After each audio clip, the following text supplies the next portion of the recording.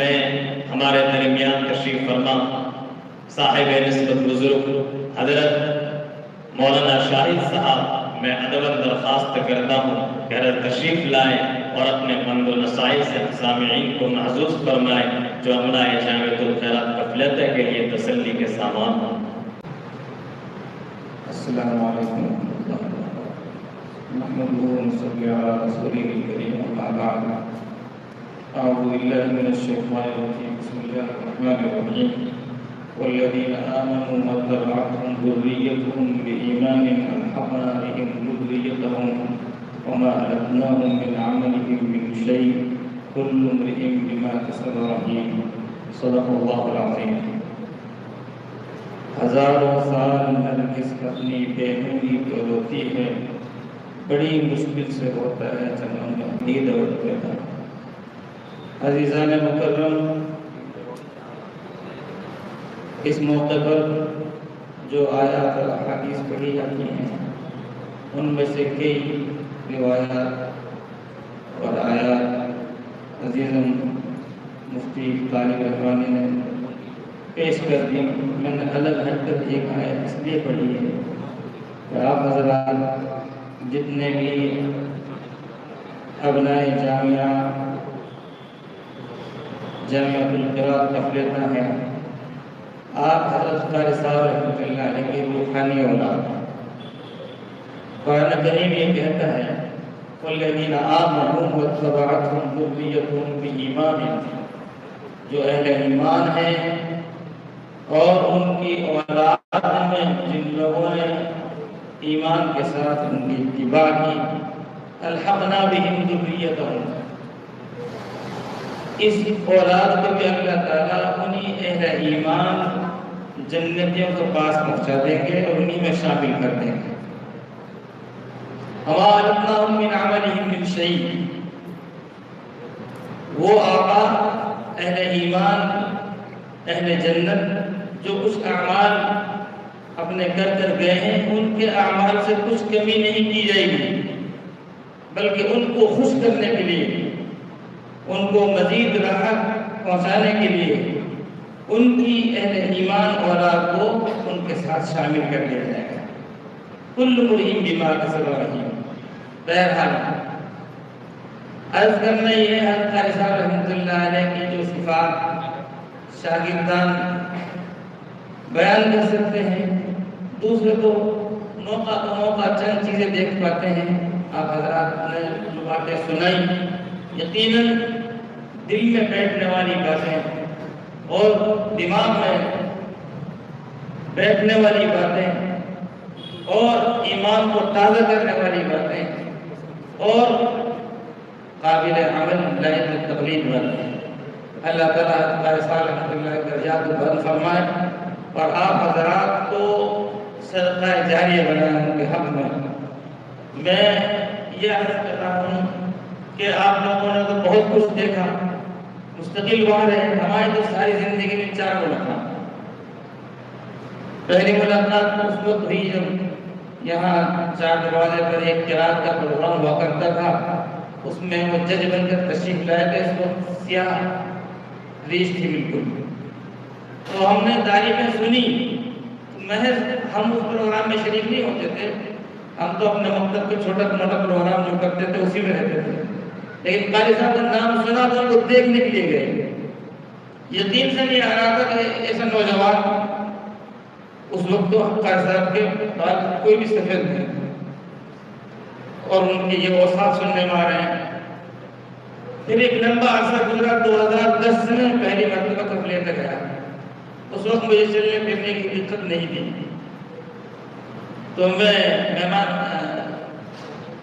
دفتر اہتمام میں قاری صاحب کے ساتھ بیٹھا ہوا تھا۔ اب بات کرنے کا موقع نہیں لگ رہا، ایک فون آیا، اس پہ بات پوری ہوئی تو دوسرا فون آ گیا، اس پر بات ہوئی تو تیسرا فون آ گیا، پھر پہلا فون آ گیا، بہت وقت گزر گیا وہاں بیٹھے بیٹھے، اور قاری صاحب بھی بات کرنا چاہ رہے ہیں، میں بھی بات کرنا چاہ رہا ہوں۔ میں نے کہا کہ حضرت میں تو زیارت کر کے ہی چلے جاتا ہوں، پھر کہیں ملاقات ہو جائے گی۔ تو قاری صاحب سمجھ گئے سے تھوڑا سا وقت نکالنا پڑے گا، تو حضرت نے وہ فون ہٹا کر رکھ دیا، جن پر فون آ رہا تھا نا بار بار وہ اٹھانے والا فون۔ میں نے مدرسے کے متعلق کچھ سوالات کرے، کچھ معلومات کی، بعض ایسے سوالات بھی کر لی جو نہیں کرنے چاہیے تھے، لیکن بہت دریا دلی کے ساتھ انہوں نے سب کے جوابات دیے۔ کچھ سوالات ایسے تھے جن کے لیے مشاہدہ ضروری تھا، پھر مجھے اٹھایا اور مسجد سے لے کے پورا مدرسہ وہاں تک سب ساتھ ساتھ گھمایا، ایک ایک تعمیر سے متعلق انہوں نے جو بھی باتیں کی وہ مجھے بتائی، تو مجھے احساس ہوا کہ بہت بڑا آدمی ہے، جو آدمی جتنا بڑا ہوتا ہے اس کا ظرف اتنا ہی وسیع ہوتا ہے کہ میرے لیے میری کوئی حیثیت نہیں، میرا نہ دین میں نہ تیرہ میں کہیں شمار نہیں، اور وقت نکال کر فون چھوڑ کر دفتر چھوڑ کر پورا مدرسہ گھمایا، سب چیزیں دکھلائی اور بہت سی باتیں قیصہ نے بتائیں جو آپ حضرات کو شاگرد لوگوں کو معلوم ہی ہیں۔ میں نے میرے دل نے کہا کہ یہ شخص وسیع الظرف اور مہمان کا پورا پورا خیال رکھنے والا آدمی۔ بعد میں پھر میرے اور 2 سفر ہوئے، اخیر میں میری طبیعت صحیح نہیں تھی ایک سفر میں، تو مجھ سے کہا کہ آپ مہمان خانہ میں رہیں، وہیں نماز پڑھ لیں، ہم ملاقات کے لیے وہاں جائیں گے یا ہم باہر بیٹھیں گے، سرکار وہاں بلا لیں گے۔ یہ چیزیں ہر جگہ واقعہ نہیں مل پاتی۔ میں تو آپ حضرات سے ایک بات تو یہ عرض کرنا چاہوں گا کہ آپ حضرات اپنے روزانہ کے معمولات میں قاری صاحب رحمۃ اللہ علیہ کے ایصال ثواب کا معمول بنائیں۔ اور میں آپ کو بتا رہا ہوں، میں نے قاری صاحب میں تو خیر کیا میرے تو کیا معمول ہے، لیکن میں اپنے اساتذہ کے روزانہ یاد شریف پڑھ کر بخشتا ہوں۔ میں نے قاری صاحب رحمۃ اللہ علیہ کو اس میں شامل کر لیا۔ آپ حضرات سے میری درخواست یہ ہے کہ آپ حضرات اولاد کے درجے میں آپ ابنائے جامعہ ہیں تو ایصال ثواب کے اہتمام رکھیں۔ دوسری بات کہ ہمارے علاقے میں قرآن کریم پر محنت کی بہت سخت ابھی بھی ضرورت باقی ہے۔ ماشاءاللہ کام ہو رہا ہے اور خدمت ہو رہی ہے اور مکاتب میں نظام اور جان بچتا جا رہا ہے، لیکن قاری صاحب کو جو امیدیں آپ حضرات سے وابستہ تھیں اس کا تقاضا یہ ہے کہ اس کام کو مزید آگے بڑھایا جائے تو حضرت قاری صاحب کی رحلت سے ہم پھر دوبارہ نئے سرے سے عزم مصمم کریں کہ ہم انشاءاللہ قرآن پاک کی خدمت کو اس طرح انجام دیں گے کہ انشاءاللہ قاری صاحب کی روح خوش ہوگی انشاءاللہ۔ ایک مرتبہ ایک بہت بڑا عالم ہے گجرات میں، مولانا فاروق صاحب، اس کے بعد دوبارہ ملاقات نہیں ہے، حضرت آپ کے یہاں بھی لے کر گئے تھے، وہ تشریف لائے تھے، تو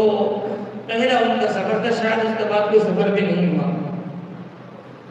میں نے کچھ حضرات کو بلایا، جمع کیا، تو حضرت شاہ ولی اللہ رحمۃ اللہ علیہ کو بہت تذکرہ کر رہے تھے۔ پھر وہ حضرت شاہ صاحب رحمۃ اللہ علیہ کا جو مدرسہ تھا دہلی میں، اس پر کچھ تاریخی بات ارشاد فرما رہے ہیں، بہت وسیع مطالعہ کار ہیں۔ میں نے کہا حضرت اب کبھی جانا ہوتا ہے بڑا افسوس ہوتا ہے کہ یہ وہ جگہ ہے جہاں پر شاہ صاحب رحمۃ اللہ علیہ کا فیض عالم تک پہنچا، اس کو جیسا ہونا چاہیے ویسا نہیں اور ختم ہو گیا، لیکن نہیں، آپ اپنی تعبیر درست کرو۔ پہلے چراغ یہیں سے کہا تھا، اب روشنیاں سارا عالم میں پھیل گئی ہیں، جہاں بھی ہے وہ شاہ صاحب کا فیض ہے۔ تو قافلے کے تعلق سے تو خوشی ہوئی کہ صاحبزادہ محترم عزیزم محمد یوسف کو ذمہ داری سونپ دی گئی ہے، اور امید یہ ہے کہ قاری صاحب کی تربیت انشاءاللہ کام دے گی، کام چلے گا۔ لیکن آپ حضرات سے درخواست یہ کہ آپ اپنی جگہ مستقل ایک قافلے کا ہے، آپ جہاں بھی کام کر رہے ہیں آپ یہ سمجھیے کہ یہ جامعہ القرآن قافلہ ہے، یہ جامعہ القرآن قافلہ کا ایک حصہ یہاں ہے،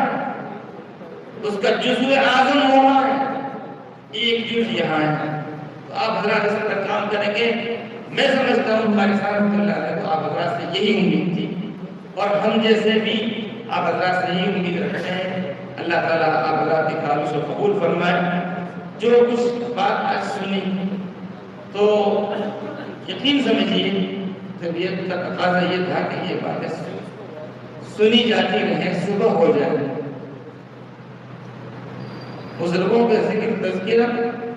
اور ان کے قربانی کو جب سنتے ہیں تو ایمان تازہ ہوتا ہے، روح کو قوت ملتی ہے، عزم میں چلا پیدا ہوتا ہے اور کچھ کرنے کو طبیعت چاہتے ہیں۔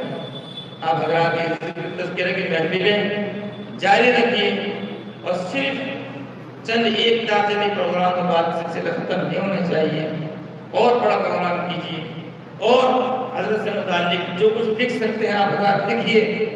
اور جو کچھ بول سکتے ہیں بولیے، اور آج کا دور ریکارڈنگ کا دور ہے، آپ حضرات ریکارڈ کر کے ڈالیے تاکہ لوگوں کو معلوم ہو کہ دین کی خاطر میں ایسے بھی زیادہ تر لوگ سمجھتے ہیں محض ایک قاری، لیکن آج کی یہ جن لوگوں نے بھی پہلی مرتبہ یہ باتیں سنی ہیں وہ ایک بڑی کامل ہے، وہ ایک مجدد وقت ہے، وہ دل کے اندر وہ نبوت والا پھل رکھنے والے ہیں۔ اور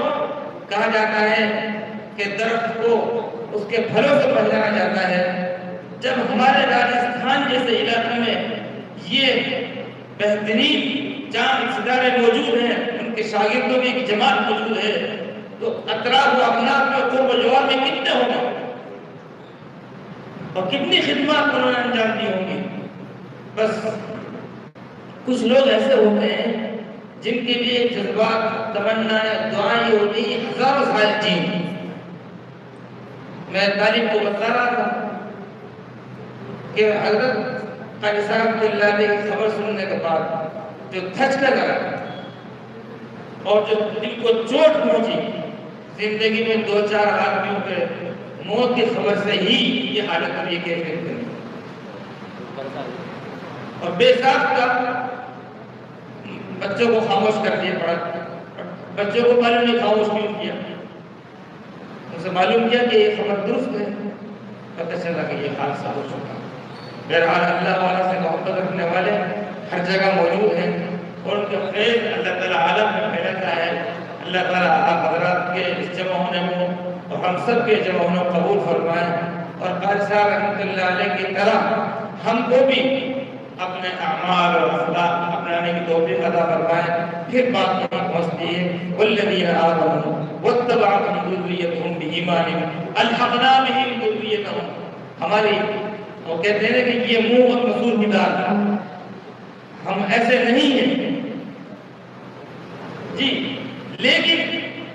اللہ سے آج ان کی یاد میں اس سجائے کے محفل میں دعا کرتے ہیں کہ اللہ تعالیٰ اپنے ان نیک بندوں کے نقش قدم ہم کو چلنے کی توفیق عطا فرمائے